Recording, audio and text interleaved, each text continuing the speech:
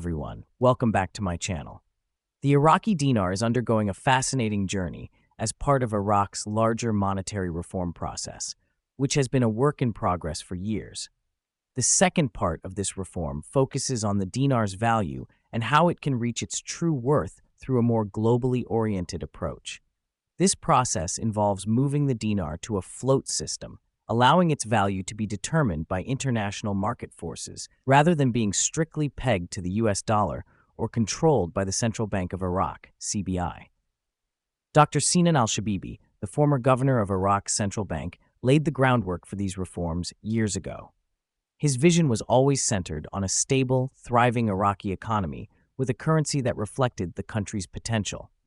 The ultimate goal is for the dinar to reach what's known as the real effective exchange rate, or RER.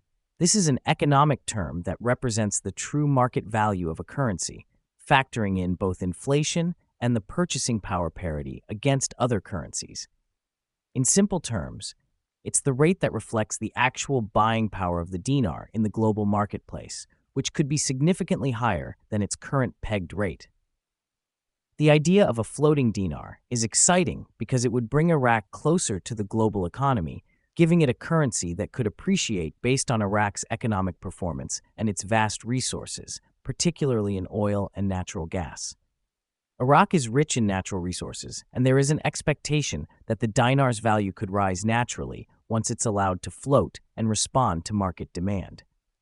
However, a float doesn't just benefit Iraq. It could also attract foreign investors who see potential in a more accurately valued dinar. This shift may bring in a wave of new investments, bolstering Iraq's economic standing and potentially creating a positive cycle of growth and appreciation for the currency.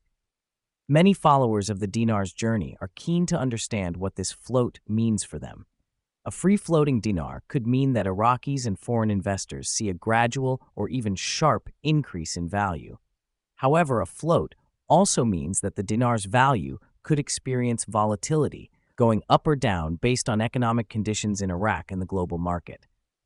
This is why the process is strategic and gradual, with a focus on maintaining stability.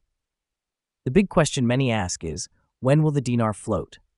It's a process that requires foundational economic reforms, legislation, and a strong banking system, all of which Iraq has been working on over the years. With the CBI implementing steps toward reform, we're closer to seeing this part of Dr. Shabibi's vision unfold.